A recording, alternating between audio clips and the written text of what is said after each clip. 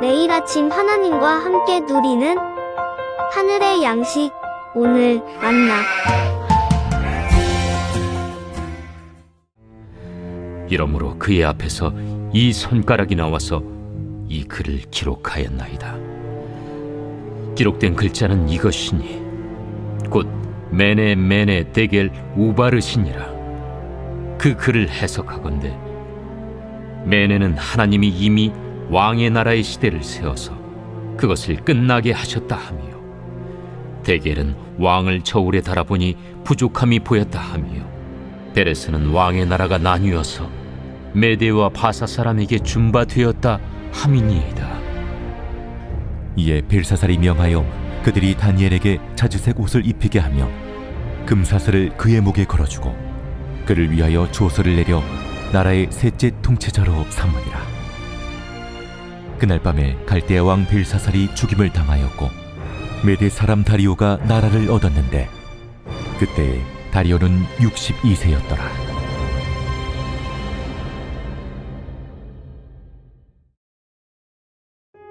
우리는 어제 본문에서 다니엘이 벨사살 왕에게 왜 이러한 글씨가 나왔는지에 대한 배경을 설명했던 것을 보았습니다. 그리고 오늘 본문 24절에는 그러한 이유 때문에, 즉 벨사살이 느부갓네살 왕의 모든 것을 보았음에도 돌이키지 않았기 때문에 이러한 글들이 기록되었다고 말합니다. 그러면서 이제 그 글자를 읽고 해석해 주지요. 그 글자는 메네메네 데겔 우바르신입니다.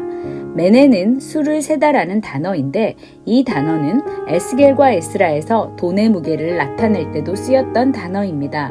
데겔은 무게를 달아보다는 뜻입니다. 우바르신은 나뉘어졌다라는 말이고요. 그러니까 벨사살 왕의 날의 수가 세어졌고 벨사살의 모든 인생의 행위가 하나님의 저울에 달려졌다는 의미입니다. 메네나 데겔 모두 하나님이 왕과 왕국을 평가하셨다는 의미입니다. 그렇게 해보니 부족함이 보였다는 것이지요. 그래서 우바르신, 그 나라가 나뉘어져 메대와 바사, 즉 페르시아에게 준바되었다는 뜻입니다. 여기서 준바되었다는 것은 완료형입니다. 아직 왕의 눈에는 여전히 존재하고 여전히 잘 굴러가는 것처럼 보일 뿐이지만 천만의 말씀이란 말입니다. 하나님이 계속하여 세어보시고 계셨고 하나님께서 모든 것을 달아보고 계셨기 때문에 하나님께서 판단하셨고 하나님이 이미 준 것으로 결정을 하셨다는 말입니다. 사실 한국말에 주어가 나오지 않아서 그렇지 주어는 하나님입니다. 하나님이 계속하여 왕의 나라를 시대를 세웠고 그것을 하나님께서 끝나게 하셨다. 왕이 하나님의 저울에 달렸는데 그 저울에서 부족함이 보였다는 것입니다. 28절에도 여전히 하나님이 주어입니다. 하나님이 왕의 나라를 나누어서 메대와 바사 사람에게 준바되었다는 말입니다. 벨사살은 자신이 주인이며 평가자며 재판관이라 착각하지만 천만의 말씀이라는 말입니다.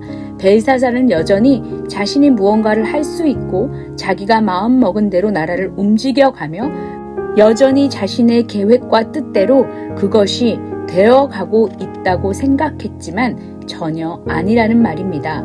하나님이 주인이시고 하나님이 평가하고 계셨고 하나님이 이미 재판하셨습니다. 우리는 흔히 하나님이 보고만 계신다고 생각합니다. 그저 팔짱을 낄 채로 악인들을 보고만 계신다고 착각하여 힘이 빠질 때가 있습니다. 그러나 아닙니다. 하나님은 반드시 그 악인들을 하나님의 그물로 건져내십니다. 우리 생각에는 하나님의 타이밍이 너무나 늦고 하나님의 그물이 너무 엉성한 것처럼 보입니다. 그러나 하나님의 타이밍은 정확하여 그저 악인을 참고 기다리실 뿐입니다. 그리고 엉성한 그 그물인 것처럼 보여도 악인들은 반드시 하나님의 그물에 걸려듭니다. 하나님은 돌이키기를 바라며 기다리고 계시는 것이었죠. 그러나 벨사살은 자신이 하나님의 저울에 달려 평가받고 있다는 사실을 전혀 알지 못했습니다.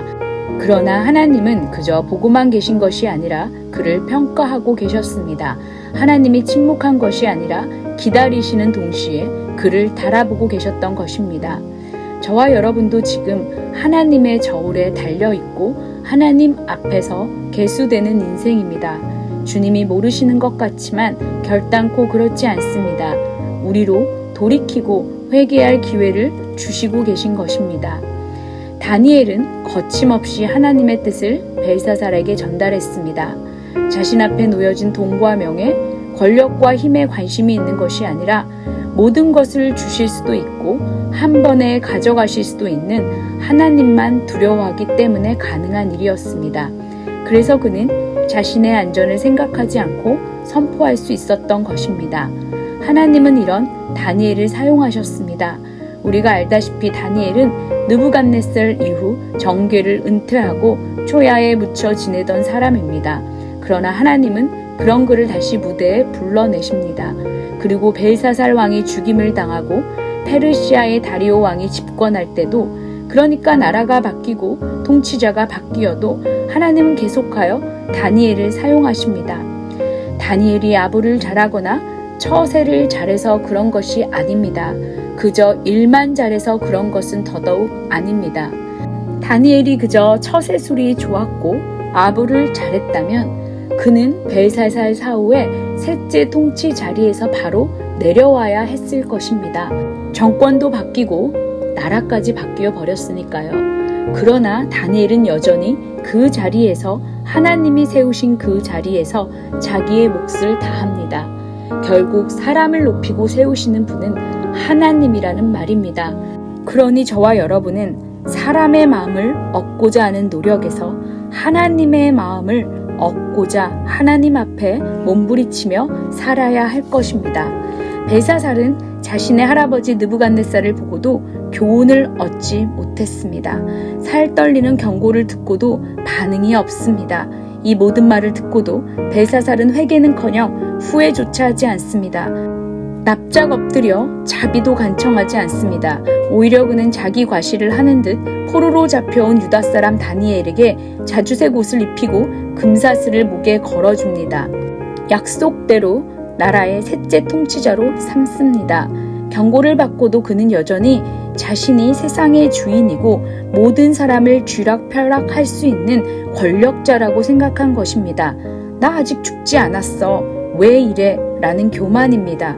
왜냐하면 자기 눈에 아직도 바벨론은 건재하고 자기 권력과 힘에 따라 나라가 움직이고 있다고 착각했기 때문입니다. 그는 지금 그 누구도 침략할 수 없을 정도로 완벽하게 설계된 바벨론 도성, 그 완벽한 요새에서, 그러니까 적이 사방으로 포위해도 20년은 넉넉히 버틸 수 있는 식량까지 구비한 그 안전지대에서 살고 있으니까요. 그러나 30절 기록을 보십시오. 바로 그날 밤 벨사살은 죽임을 당하고 바벨론은 무너집니다. 나까지만 해도 1000명의 귀족들과 산의 진미를 쌓고 즐기며 큰 소리를 치던 벨사살이 바로 그날 죽임을 당한 것입니다. 느부갓네살은 징계 후에 왕의 자리를 회복했지만 벨사살의 경우 그런 기회조차 얻지 못했습니다. 왜일까요? 그에게는 느부갓네살을 통해 배울 기회가 있었지만 전혀 배우지 못했기 때문입니다.